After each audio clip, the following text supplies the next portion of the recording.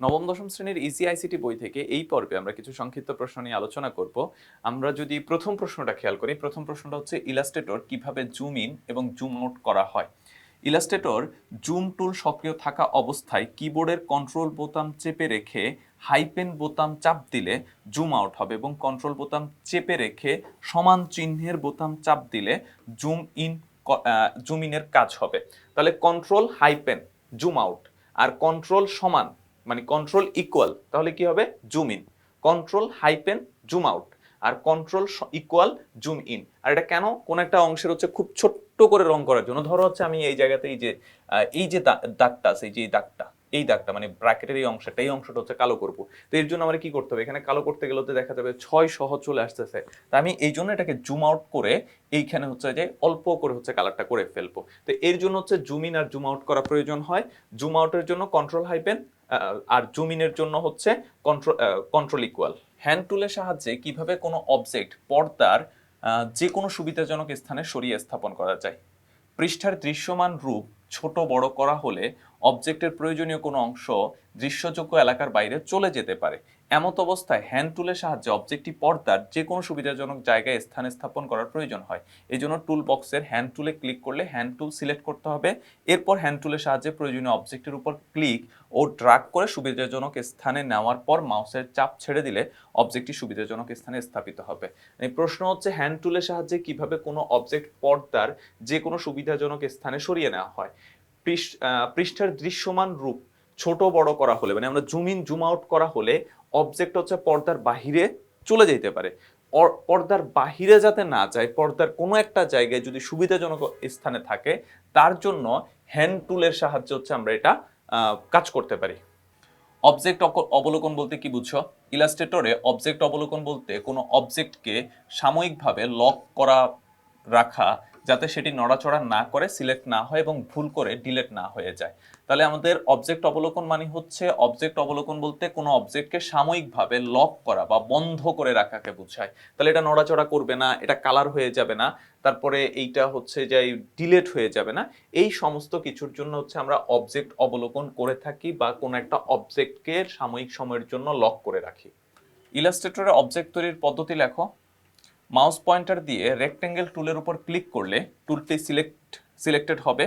তারপরে মাউস পয়েন্টারের পর্দার ভেতর এনে যে কোনো জায়গায় ক্লিক করে নিচের দিকে ডানে কোনাকুনি 1 ইঞ্চির মতো ড্রাগ করার পর মাউসের চাপ ছেড়ে দিলে একটি আয়তাকার বা চতুর্ভুজ অবজেক্ট তৈরি হবে। এই যে আমাদের প্রশ্নটা হচ্ছে ইলাস্ট্রেটর অবজেক্ট তৈরির পদ্ধতি লেখো। কি করতে হবে, মাউস পয়েন্টার দিয়ে রেক্টেঙ্গেল টুলের উপরে ক্লিক করলে টুলটি সিলেক্ট হওয়ার পর আমরা যদি হচ্ছে যে মাউস চেপে ধরে হচ্ছে একটা কোণার দিকে একটু টান দিই, তাহলে দেখা যাবে সেখানে কি একটা চতুর্ভুজ অবজেক্ট তৈরি হয়ে গেছে।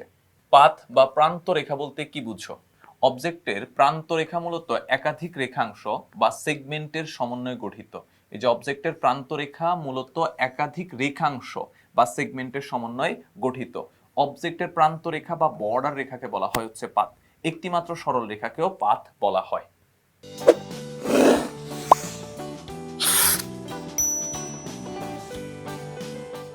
সিলেকশন টুল এবং ডাইরেক্ট সিলেকশন টুলের মধ্যে পার্থক্য লেখো। সিলেকশন টুল ব্যবহার করা হয় সম্পূর্ণ অবজেক্ট সিলেক্ট করার জন্য, আর ডাইরেক্ট সিলেকশন টুল ব্যবহার করা হয় সম্পূর্ণ অবজেক্ট অথবা অবজেক্টের অংশ বিশেষ। সিলেকশন টুল দিয়ে পুরোটা, আর ডাইরেক্ট সিলেকশন দিয়ে হচ্ছে একটা অংশ অথবা পুরোটা সিলেক্ট করতে পারি। সিলেকশন টুলকে কালো তীর বলা হয়, আর ডাইরেক্ট সিলেকশন টুলকে সাদা তীর বলা হয়। ইলাস্ট্রেটরে অবজেক্ট কিভাবে গ্রুপ ও লক করা যায়। সকল অবজেক্ট বা প্রয়োজনীয় অবজেক্টগুলো সিলেক্ট করতে হবে। অবজেক্ট মেনু থেকে গ্রুপ কমান্ড দিলে সিলেক্টেড অবজেক্টগুলো গ্রুপবদ্ধ হয়ে যাবে।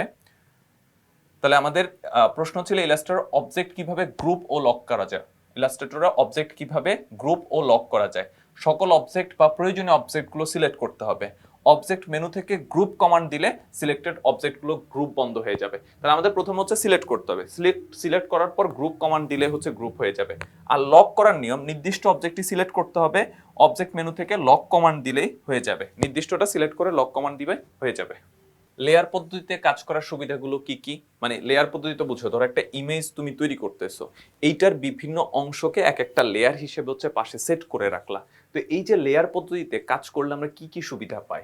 লেয়ার সমূহের মধ্যে স্তর বিন্যাস পরিবর্তন করা যায়, কাজের মানে ধরো এই অংশটা আমি উপরে দিয়েছি, এটা চাইলে আমি নিচে নিয়ে আসতে পারি, একটা লাইনকে আমি উপরে দিয়েছি, এটা চাইলে আমি আবার নিচে নিয়ে আসতে পারি। এই যে লেয়ার সময়ের মধ্যে স্তর বিন্যাস পরিবর্তন করা যায়, কাজের সুবিধার্থে প্রয়োজন অনুযায়ী এক বা একাধিক অবজেক্ট অদৃশ্য করে রাখা যায়। মানে আমি লেয়ার ক্লিক করে আমি দুইটা অংশকে হচ্ছে যাই ধরো ইনভিজিবল করে রেখে দিলাম। তারপরে কাজের সুবিধার্থে লেয়ার লক করে রাখা যায়, যেটা কোনো রকম পরিবর্তন হবে না, মানে নড়াচড়া করবে না। লেয়ার যোগ করা যায়, অপ্রয়োজনীয় লেয়ার বাতিল করা যায়। ইলাস্ট্রেটরে নতুন লেয়ার যোগ করার পদ্ধতিটি লেখো। লেয়ার প্যালেটের নিচের সারিতে ক্রিয়েট নিউ লেয়ার আইকনে ক্লিক করলে লেয়ার প্যালেটে একটি নতুন লেয়ার অন্তর্ভুক্ত হবে।